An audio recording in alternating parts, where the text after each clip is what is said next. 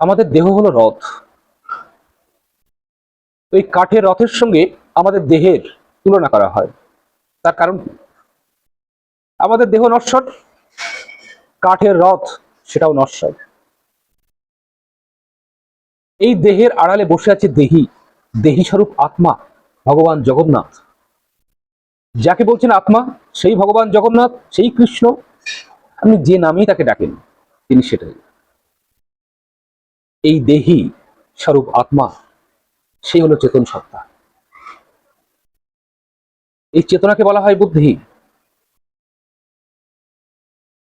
চেতন সত্তা যদি পূর্ণ চেতনায় জাগ্রত হয়, তখন এই মন রূপ লাগাম সে বিজ্ঞতার সঙ্গে ধরতে পারে।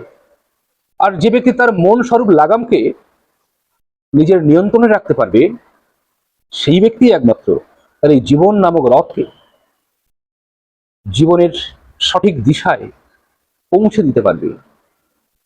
এর মধ্য দিয়ে একজন মানুষ মনুষ্য জীবনে সাফল্য অর্জন করে।